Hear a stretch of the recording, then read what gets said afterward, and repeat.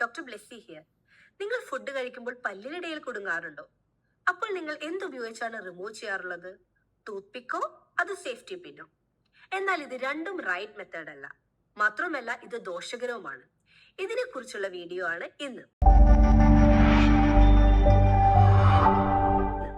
പല്ലിനിടയിൽ clean ചെയ്യാൻ ഏറ്റവും നല്ലത് ഫ്ലോസിംഗ് ആണ്. പല തരത്തിലുള്ള ഫ്ലോസ് ഇന്ന് അവൈലബിൾ ആണ്. ട്രഡീഷണലി ആയി ഉപയോഗിച്ചു വരുന്ന ഫ്ലോസ് ആണ് ത്രെഡ് ഫ്ലോസ്. ഇത് വളരെ എളുപ്പമാണ്, എല്ലാവർക്കും ഉപയോഗിക്കാം. റൂട്ട് കനാൽ, ഇംപ്ലാന്റ് ഇത് ചെയ്തതിന് ശേഷം സിംഗിൾ ക്യാപ്പ് ഇട്ടവർക്കും ഇത് ഉപയോഗിക്കാം. മാത്രവുമല്ല ഇത് അത്ര എക്സ്പെൻസീവുമല്ല. അടുത്ത ടൈപ്പാണ് ഫ്ലോസ് വിത്ത് ഹാൻഡിൽ.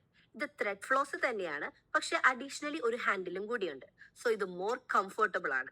കുട്ടികൾക്കും പ്രായം ചെന്നവർക്കും ഫ്ലോസിംഗിന്റെ ബിഗിനേഴ്സിനും ഇത് ഉപയോഗിക്കാം. മാത്രവുമല്ല ഇത് 1-2 പ്രാവശ്യം റീയൂസബിളും ആണ്. അടുത്തതാണ് വാട്ടർ ഫ്ലോസ്. ഇതാണ് ഏറ്റവും ലേറ്റസ്റ്റ് മെത്തേഡ്. ഇത് ഏറ്റവും കംഫർട്ടബിൾ ആണ്. കമ്പാരിറ്റീവ്ലി മറ്റേതിനേക്കാൾ കുറച്ച് എക്സ്പെൻസീവ് ആണ്. പക്ഷെ ഇത് ലാസ്റ്റ് പല്ല് വരെ പോയി, ഈവൻ വിസ്റ്റം ടൂത്ത് വരെ പോയി ക്ലീൻ ചെയ്യാൻ ഇതിന്റെ കപ്പാസിറ്റി ഉണ്ട്. മാത്രമല്ല ബ്രിഡ്ജസ് ആൻഡ് വെനീസ് ഉള്ളവർക്ക് ഇതാണ് കൂടുതൽ പ്രിഫേർഡ് മെത്തേഡ്. ഇനി ഇതൊന്നും കൂടാതെ ഒരു ഫ്ലോസ് ഉണ്ട്, ആക്സിസ് ഫ്ലോസ്.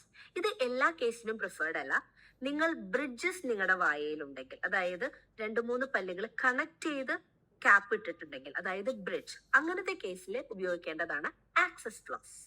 ഇനി ഒരു ബ്രഷ് ഉണ്ട്, അതായത് ഈ ഫ്ലോസിംഗ് പർപ്പസിന്റെ പോലെ തന്നെയുള്ള ഒരു ബ്രഷ്, അതാണ് ഇന്റർഡെന്റൽ ബ്രഷ്. ഇതും എല്ലാ കേസിലും ഉപയോഗിക്കാൻ പറ്റില്ല. കാരണം നിങ്ങളുടെ പല്ലുകൾക്കിടയിൽ നന്നായി ഗ്യാപ്പ് ഉള്ള പല്ലുകളാണെങ്കിൽ നിങ്ങൾക്ക് ഉപയോഗിക്കാവുന്ന ഒന്നാണ് ഇന്റർഡെന്റൽ ബ്രഷ്. അപ്പോൾ ഇനി നിങ്ങളുടെ പല്ലിന് വേണ്ട ഫ്ലോസ് റൈറ്റ് ആയിട്ടുള്ളത് ചൂസ് ചെയ്യും. ഇനി പല്ലിൽ ഫുഡ് കുടുങ്ങോ എന്ന ടെൻഷൻ വേണ്ടേ വേണ്ട.